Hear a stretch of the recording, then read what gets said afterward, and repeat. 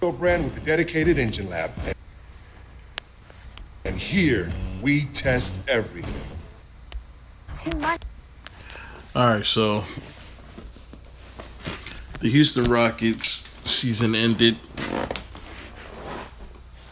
over a month ago, and James Harden has been the focus of conversation for the past few years and his style of play. If his style of play benefits a team and helps a team, propels a team to win a title. James Harden might be the best iso ball player I've ever seen. I mean, this dude is just, with the help of the refs, this dude is just unstoppable. I mean, he can shoot from anywhere on the floor. He could finish at the rim. He's not super athletic, but I mean, he finds a way to weasel himself into fouls and, open shots and buckets. I mean, and that little step back he does that people call traveling, apparently it's not really travel, because based on how the rules are, James Harden is manipulating the rules to such a thin end that he's able to evade traveling calls on those. So, I mean, he's just such an enigma. Like, he's phenomenal as a basketball player. But if you like that team as a fan and you want them to win a title, I doubt they'll ever do it with James Harden at the helm. I mean, although James Harden has been particularly fantastic since leaving Oklahoma City, his greatest success will always be that one season in 2012 with the Oklahoma City Thunder. Because he hasn't done anything besides win the MVP award that has come close to being as successful in an NBA season since then. And that says a lot about James Harden, so I'm gonna let them talk. Without speaking to each other during the season. Now Harden hasn't returned CP3's attempts at communication this offseason. Shannon, what should Houston do about this situation? Houston should have did what they should have done years ago, and that was not give. It was all right. It's hard for me to say they shouldn't have brought Chris Paul there because they had some success, but if you look at it now, you have a 33, 34-year-old point guard making an absurd amount of money.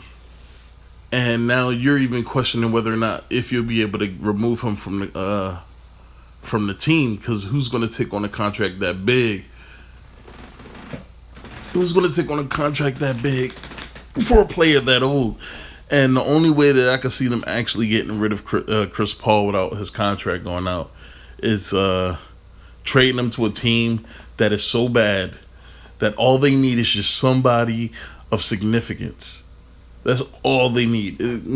Like, I was kind of down about, like, I was down on the idea that Harrison Barnes turned down that $25 million deal until, it was explained and I started to think about it, that there is going to be some desperate team out there that just wants somebody of note on their team, and they're going to pay this kid a ridiculous amount of money to, like, somebody paid him Dallas paid him $25 million, so somebody paid him $25 million. So who's to say another team won't pay him a ridiculous amount of money? So there is some team out there that will trade for Chris Paul. Probably won't trade much, but I believe if Houston can at least get the contract off their books, I think they're fine with that. But they might have to sweeten the pot in order to. They might have to send draft picks. They may have to send you might have to package them with Clint Capella or something like that. I heard Boston was interested in trading for Clint Capella. I doubt they'll take on a Chris Paul contract as well. I doubt that, and I'm pretty sure if Boston is talking to the Houston about that, they're going to try to include Chris Paul in the talks to try to get rid of that contract, because Boston still has some money. Boston still has some money on their books, so especially with Al Horford leaving and Kyrie potentially going to Brooklyn, there's going to be a lot of money on the books. So, I don't know. Go back in a time machine and leave Chris Paul butt where he was, right here in L.A., and let somebody else take that. Good point. That's what they should do. Yep. Skip, I don't really know what they can do now. Exactly. I wouldn't have did it. I wouldn't have did it. It wasn't worth it. Unless you knew 100% that you were going to win a title, which I'm pretty sure Houston didn't know 100% they would win a title by bringing Chris Paul in. It made the team better, but they didn't win anything. So it failed nonetheless. And I wouldn't have done it because he was too old. Now, if this was Chris Paul when he was like 27, 28, I would offer him that money. Offer him like a 4-year, 5-year contract until he's about 32, 33, and then be done with him. But now, you offered this 30-plus guy. This nigga making 30, 40 million. Hey, they did it themselves, man. Skip. $41.3 million over the next 3 years. And for a 34-year-old point guard that's missed an average of 23 games over the last 3 seasons, and we know come playoff times.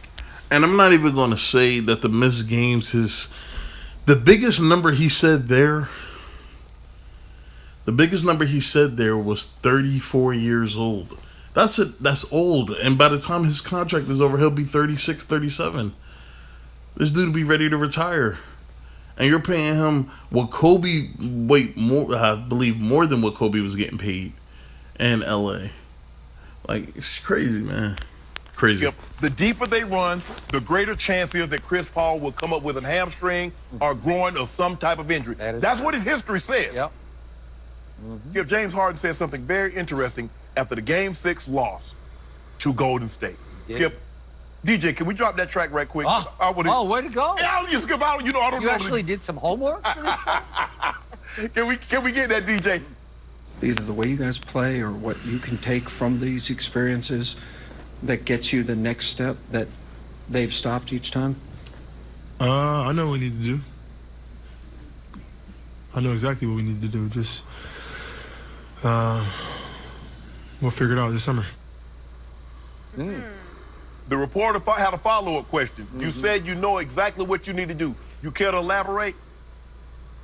No, I don't. And he got up and walked off. That's what they need to do, Skip. We talked about when this trade went down, Skip. We like, how is James Harden going to play and Chris Paul going to play together?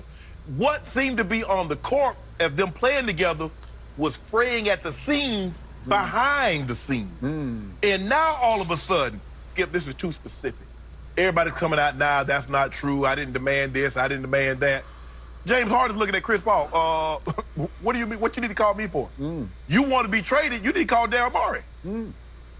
Skip, James Harden is what he is. Now I can see why there's some friction, and this is just completely from a surface perspective. I don't want to dig too deep into any of these situations, man. But from a surface perspective, man, James Harden and Chris Paul's games just don't mix. James Harden is a clear ISO ball player. Chris Paul is a traditional point guard who runs an offense.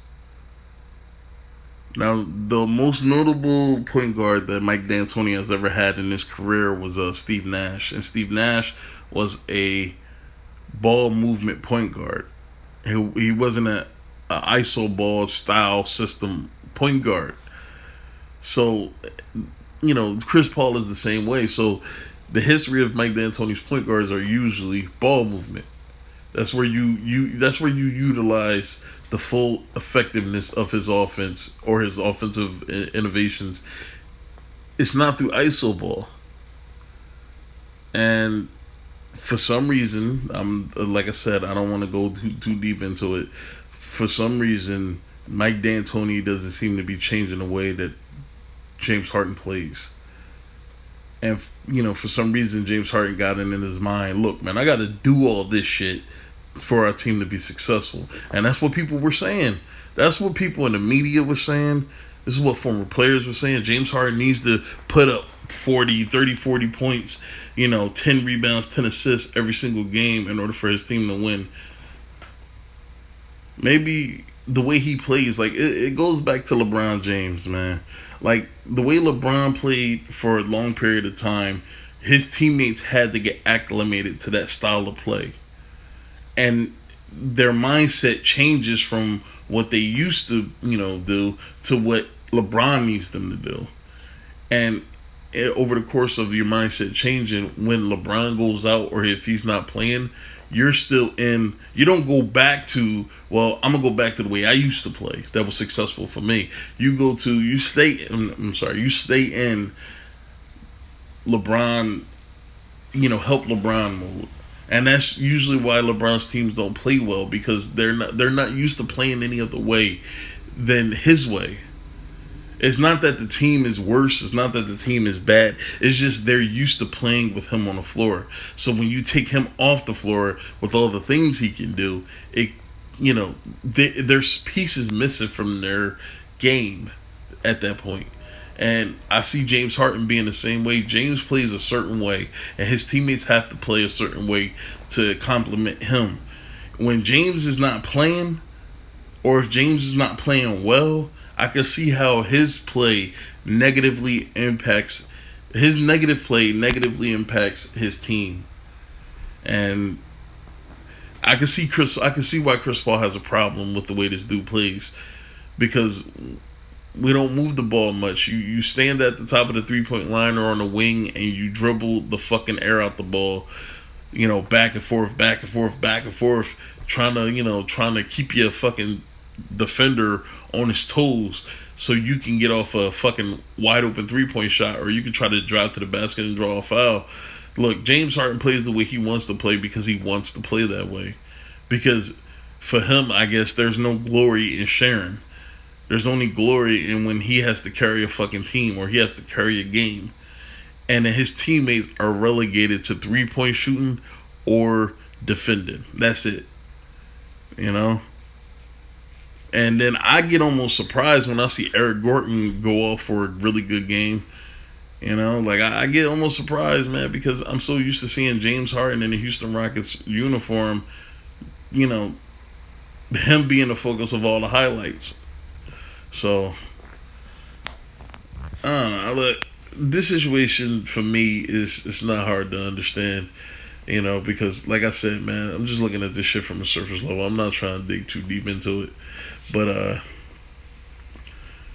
it's conflicting game styles, and James Harden has a huge, like so many other young guys nowadays, James Harden has an issue with accountability. Now he has to blame everybody else for the reasons that the team aren't playing as efficiently and as well as they should be playing. So, yeah, I'm done talking about this.